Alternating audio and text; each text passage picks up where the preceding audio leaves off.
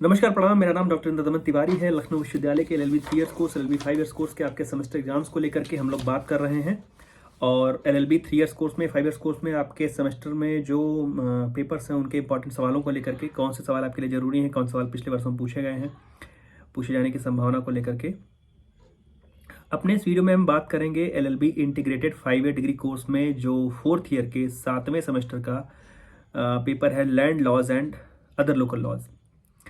तो land laws and other local laws का जो आपका सिलेबस है, अगर उसकी बात सबसे पहले करें तो उसमें पहली यूनिट है उत्तर प्रदेश लैंड लॉ के विषय में, दूसरी यूनिट टेनेंसी को लेकर के है, तीसरी यूनिट लीज और लैंड रेवेन्यू को लेकर के है, चौथी यूनिट जो है रेवेन्यू कोड्स को लेकर के है। पहली यूनिट में उत्तर प्रदेश लैंड लॉज में एक तो जो पुराना एक्ट था, UP zamindari abolition and land reforms act, वो एक्ट जब हटा करके और जब यूपी रेवेन्यू कोड लाया गया है, तो जो UP zamindari abolition and land reforms act था उसको हटा करके जो 2006 में यूपी रेवेन्यू कोड लाई गई, कुछ चीज़ें वहाँ से हैं जो लैंड लॉज के ओवरव्यू को लेकर के है। ग्राम सभा का मतलब क्या होता है? ग्राम पंचायत भूमि प्रबंधक समिति, जिसको इंग्लिश में लैंड मैनेजमेंट कमेटी एलएमसी कहा जाता है।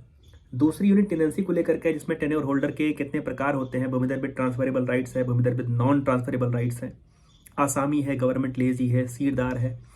इस प्रकार की जो 16 श्रेणियाँ थी, बाद में खैर आपके सिलेबस में 4 हैं, और उन 4 में भी अगर कहें तो जो रेलिवेंट है आपके लिए, रेलिवेंसी जो है वो मुख्यतः भूमिधर विद ट्रांसफरेबल राइट्स की है और गवर्नमेंट लेजी की है। लेकिन आपके सिलेबस के हिसाब से कहें, आपके एकेडमिक इंपॉर्टेंस के हिसाब से कहें तो आपको चारों के विषय में पढ़ना होता है। तो टेन्योर होल्डर के जो जोतदारों के, भूमिधरों के जो प्रकार हैं और जो उनके राइट्स, उनके अधिकारों को लेकर के चीज़ें हैं। उसके बाद जो तीसरा पॉइंट है दूसरी यूनिट का, इजेक्टमेंट है, बेदखली को लेकर के है। बेदखली का मतलब क्या होता है? जो बेदखली के ग्राउंड्स को लेकर के मुख्यतः पूछी जाती हैं चीज़ें। तीसरी यूनिट में लीज को लेकर के है, पट्टा, और उसी में है लैंड रेवेन्यू को लेकर के। अच्छा, लीज का मतलब क्या होता है? लीज किसको मिलती है? लीज पर भूमि किसको आवंटित की जाती है? सरेंडर का मतलब क्या होता है? किस स्थिति में कहा जाएगा कि भूमि का आपने समर्पण कर दिया है, यह आप कर सकते हैं। अबेंडनमेंट का मतलब क्या होता है? कितने लंबे समय तक भूमि के राजस्व का अगर दान ना करें, दान नहीं, मतलब अगर आप दान वो चुकाएं नहीं, कितने लंबे समय तक आप लैंड रेवेन्यू नहीं पे कर रहे हैं, तो जो आपकी भूमि का है वो मानी जाएगी कि आपने उसका परित्याग कर दिया है, उसको अबंडन कर दिया है। अगली चीज जो है कि जो ग्राम सभा की खाली पड़ी हुई जमीन होती है उसका आवंटन, एक लिस्ट है, एक हायरार्की है। उस हायरार्की के अनुसार लोगों को उनकी आवश्यकताओं के अनुसार और भूमि प्रबंधक समिति के प्रावधानों के अनुसार, लैंड मैनेजमेंट कमेटी के प्रोविजंस के अकॉर्डिंग, उनकी रिकमेंडेशंस के अकॉर्डिंग एक जो हायरार्की एक दी हुई है, उन लोगों को लैंड अलॉट की जाती है। जो ग्राम सभा की खाली पड़ी हुई जमीन है उसको वो अलॉट की जाती है। तो उसका मतलब क्या होता है? और उस हायरार्की में जो पूछा जाता है कि ऊपर कौन है, नीचे कौन है, इस प्रकार से। डिवोल्यूशन सक्सेशन, जब आप सक्सेशन पढ़ते हैं तो आपको फैमिली लॉ में पढ़ा गया सक्सेशन याद आता होगा, उत्तराधिकार याद आता होगा। यहाँ पर भी उत्तराधिकार को लेकर के और डिवोल्यूशन को लेकर के चीजें। और लास्ट जो तीसरी यूनिट की चीज है, लैंड रेवेन्यू। लैंड रेवेन्यू आपके लिए बहुत जरूरी है। लैंड रेवेन्यू के कलेक्शन को लेकर के, एरियर्स ऑफ लैंड रेवेन्यू को कहें तो जो माल गुजारा है, जो किराया है, जो भू राजस्व है, भूमि का राजस्व है, उसको वसूलने की रीति क्या क्या है, उसको वसूलने के प्रकार कैसे हैं, किस प्रकार से वसूला जाता है। अच्छा, कई बार ऐसे भी पूछा जाता है कि क्या किसी के घर में रखा हुआ अनाज गिरवी रख करके या उसको बेच करके लैंड रेवेन्यू वसूला जा सकता है, इस प्रकार से चीजें। चौथी यूनिट आपके लिए जरूरी है रेवेन्यू कोड को लेकर के। रेवेन्यू कोड्स है, रेवेन्यू अथॉरिटीज का मतलब क्या है? भूमि के मसले में लेखपाल से लेकर कानूनगो, नायब तहसीलदार, तहसीलदार, एसडीएम, जिसको एसडीओ कहते हैं यहाँ पर, कलेक्टर, भले उसको डिस्ट्रिक्ट मजिस्ट्रेट आज की भाषा में हम बोलते हैं, लेकिन एक समय में उसका नाम कलेक्टर हुआ करता था, और कलेक्टर का मुख्य काम ही था राजस्व वसूल करके ऊपर पहुंचाना, मतलब ऊपर देना।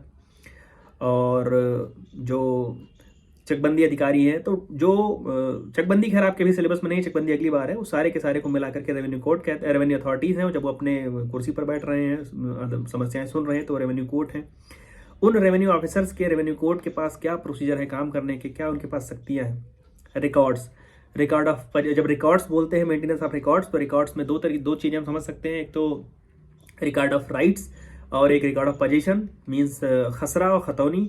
नीचे आप जब पढ़ते हैं तो अपील, रिव्यू, रिवीजन को लेकर के है। अगर आपके खसरा में कोई दिक्कत आ रही है, अगर आपके खतौनी में कोई दिक्कत आ रही है, किसी प्रकार के रेवेन्यू को लेकर के, रेवेन्यू कलेक्शन को लेकर के कोई दिक्कत आ रही है तो आप उसकी जो सुनवाई है वो कहाँ होगी, उसकी आप अपील कहाँ पर करेंगे, कौन उसको रिव्यू कर सकता है, कौन रिवीजन कर सकता है। आप सभी 7वें सेमेस्टर में, मुझे लगता है शायद आपने CRPC पढ़ रखी होगी और वहाँ पर आपने रिव्यू रिवीजन वगैरह पढ़ा हुआ है, CPC में भी रिव्यू रिवीजन आपने पढ़ा होगा, तो अपील पढ़ी होगी, तो वहाँ से थोड़ी मदद आपको मिल सकती है।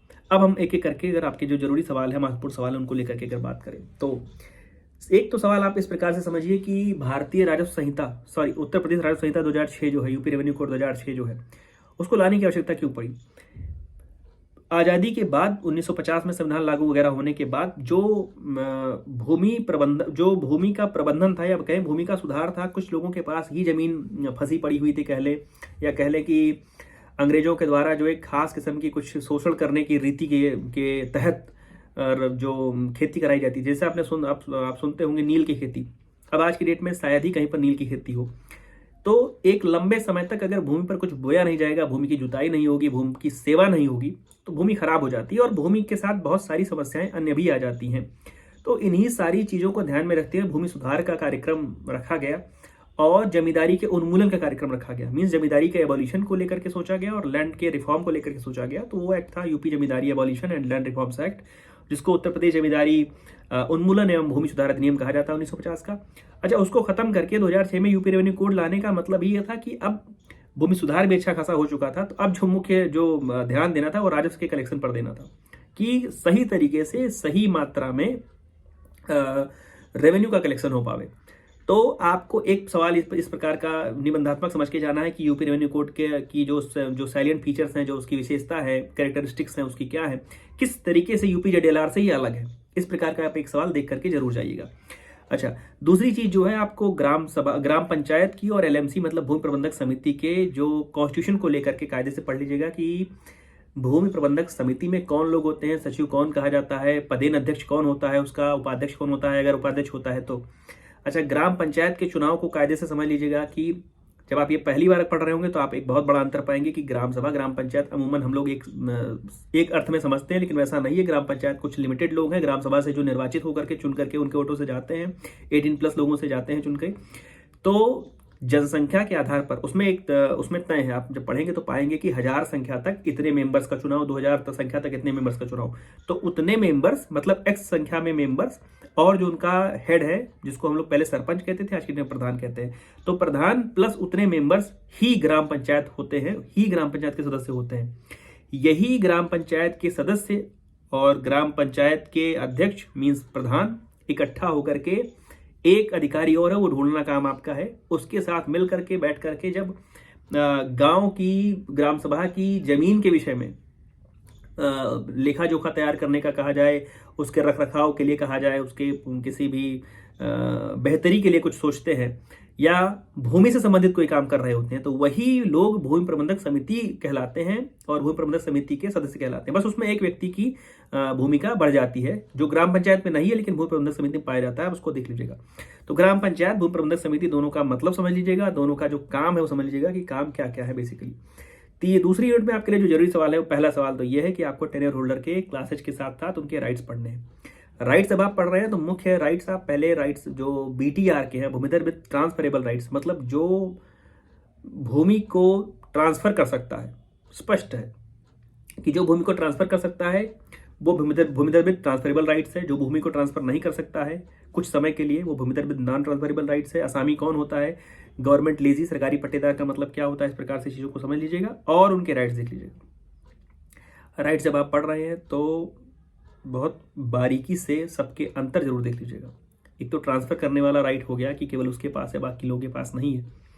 लेकिन राइट्स का मैं कह रहा हूं कि अगर आप साथ में लिख करके BTR, BNTR, आसामी, गवर्नमेंट लीजी और एक लाइन खींच करके अगर आप ऐसा क्लासिफिकेशन कर पाए तो बड़ा बढ़िया रहेगा, आपके लिए चीजें बड़ी आसान हो जाएंगी। तो राइट्स जरूर पढ़ लीजिएगा उनके। इजेक्टमेंट के ग्राउंड्स देख लीजिएगा। ग्राउंड्स फॉर इजेक्टमेंट, किसी भी भूमि से किसी भूमिधर की बेदखली के जो ग्राउंड्स है, जो आधार है, वो क्या क्या है, किस स्थिति में किसी को उसकी भूमि से बेदखल किया जाएगा। सवाल ऐसे भी पूछा जाता है इलस्ट्रेशन बेस्ड कि A को 10 वर्ष के लिए भूमि का आवंटन किया गया था भूमि प्रबंधक समिति के द्वारा, लेकिन वह 11वें वर्ष में भी कृषि कार्य जारी रखना चाहे तो क्या ऐसा कर सकता है, या उसके साथ कौन सी प्रक्रिया का पालन किया जाएगा। इजेक्टमेंट का किया जाएगा। उसके बाद आगे हम जब पढ़ते हैं तो सरेंडर अबेंडनमेंट में अंतर पढ़ लीजिएगा कि सरेंडर में अबेंडनमेंट में समर्पण में और परित्याग में अंतर क्या है। कोई व्यक्ति 10 साल से 15 साल से या कितने साल से अगर भूमि पर जुताई बुआई नहीं कर रहा है, उसका लगान नहीं, राजस्व नहीं चुका रहा है, तो क्या माना जाए कि उसने जमीन को अब अबंडन कर दिया है, या सरेंडर करने की प्रक्रिया क्या है। किस स्थिति में आप अगर ये सोचते हो कि आप किसी के घर में कोई सैनिक है, वो सैनिक 10 साल 15 साल के लिए कहीं बाहर रह रहा है या कहीं बाहर उसकी ड्यूटी है, वो वापस नहीं आ पा रहा है, या आप अगर खुद से चाहें तो जमीन को सरेंडर कैसे कर सकते हैं, उसकी प्रक्रिया क्या है, उसको देख लीजिएगा। लैंड रेवेन्यू के कलेक्शन की प्रक्रिया और लैंड रेवेन्यू कलेक्शन की जो कहें कि एक उसकी एक हायरार्की सी भी उसमें भी है कि उसमें शुरुआत में जो लैंड रेवेन्यू वसूलने का तरीका है वो थोड़ा सहज है, और वो अगर वो नहीं सफल हो पा रहा है तो कैसे होगा, वो नहीं सफल हो पा रहा है तो कैसे होगा। तो जब वो धीरे धीरे ऊपर जाएंगे, मीन्स जो वो कड़ाई से उसका पालन होगा, उस लैंड रेवेन्यू के वसूलने का जो तरीका है और कड़ाई से उसका पालन होगा उस नियम का, वो पढ़ लीजिएगा। चौथी यूनिट से आपके लिए 2-3 चीजें जरूरी हैं। एक तो आपको रेवेन्यू कोड का मतलब समझना है कि रेवेन्यू कोड का मतलब क्या है, मुख्यतया रेवेन्यू कोड का मतलब क्या है, कौन लोग रेवेन्यू अथॉरिटीज में शामिल है, एक हायरार्की बना करके एक जो उसका वर्गीकरण कर लीजिएगा, लेखपाल से लेकर के और ऊपर मंडलायुक्त तक जरूर उसको लिखिएगा, कमिश्नर तक जरूर लिखिएगा। रेवेन्यू कोड के काम करने का तरीका क्या है और मुख्य काम क्या है।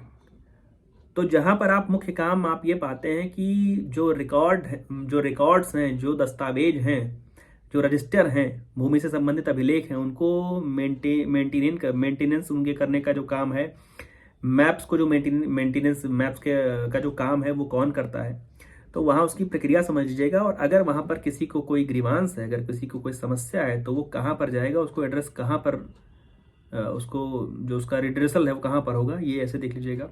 अगर वो अपील करना चाहे, रिव्यू रिवीजन में जाना चाहे तो ये आपके लिए कुछ जो जरूरी सवाल हैं वो हैं।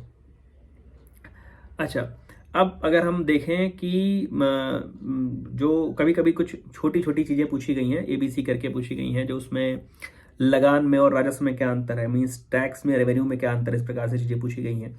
या जो भूमिधरों की श्रेणी आप पढ़ते हैं, उस श्रेणी में कोई एक श्रेणी को ही खास पूछ लिया जाए आपसे, इस प्रकार का भी सवाल कभी कभार आया है, उसमें बहुत रेगुलर नहीं आया है। लेकिन आप जब भी उसको पढ़िए तो थोड़ा सा यूपी जमींदारी, अब खैर समय बहुत कम है, ये कहना बहुत मेरे लिए सहज है, आपके लिए थोड़ा कठिन होगा।